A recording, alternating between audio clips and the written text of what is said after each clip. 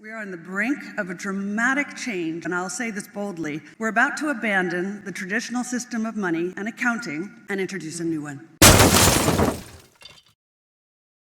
The new accounting is blockchain. It means having an almost perfect record of every single transaction that happens in the economy, which will give us far greater clarity over what's going on. But I see our superpowers introducing digital currency. The Chinese were the first. The U.S. is on the brink, On Wednesday, one of the former CIA officers who actually signed that letter, claiming that the laptop was somehow a form of disinformation, well, he took to social media and he claimed that his actions in signing that letter helped to swing the 2020 election away from Donald Trump. Here's specifically what Mr. John Cipher, who has worked for decades as an operations officer at the CIA, here's what he wrote on Twitter. Quote, "I take special pride in personally swinging the election away from Trump.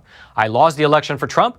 Well, then I feel pretty good about my influence." History is truly at a turning point.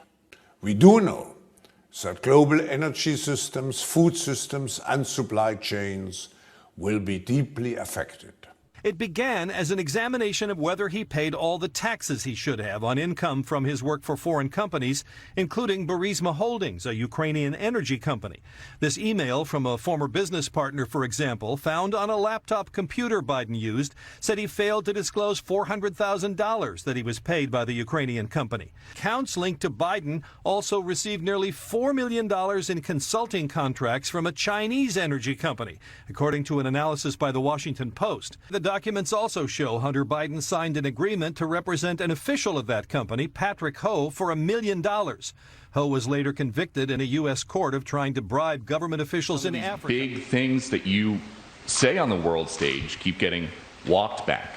What's getting walked back? It made it sound like, just in the last couple days, it sounded like you told U.S. troops they were going to Ukraine. And you're going to see when you're there, and some of you have been there, you're going to see women. It sounded like you said it was possible the U.S. would use a chemical weapon. It would trigger a response in kind. And it sounded like you were calling for regime change in Russia. For God's sake, this man cannot remain in power. And we know none of the three occurred. None of the three occurred? None of the three. So when you said you're going to see when you're there, you were not intending to I was say referring to meeting with and talking that with. Putin can't remain in power. Or do you now regret saying that because your government has been trying to walk that back? Did your words complicate matters? Well, you asked three different questions. I'll answer them all. Number one, I'm not walking anything back.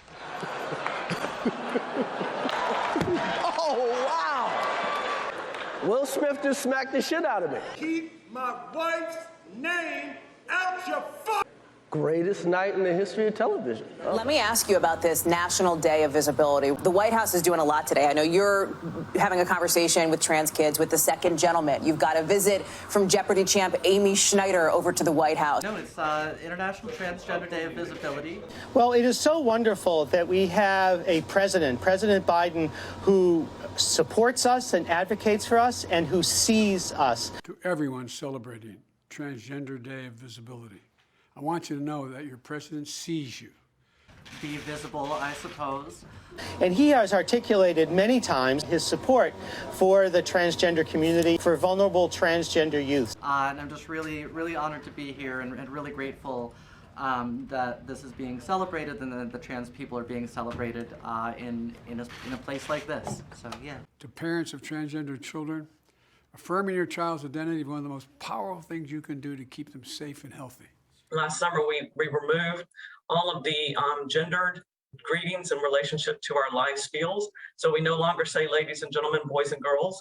We've provided training for all of our cast members in relationship to that. So now they know it's hello everyone or hello friends. We don't want to just assume because someone might be, in our interpretation, maybe presenting as female, that they may not want to be called princess. So let's think differently about how do we really engage with our guests in a meaningful and inclusive way. So I put together like a tracker of our background characters to make sure that we have like the full breadth of expression. All of our gender nonconforming characters are in the background.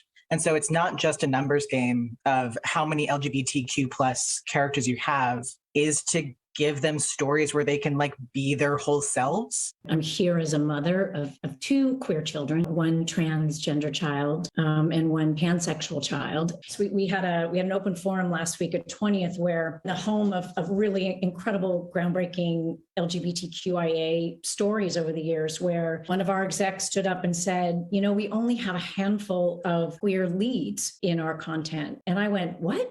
That can't be true. And I realized, oh, it actually is true. We have many, many, many LGBTQIA characters in our stories, and yet we don't have enough leads.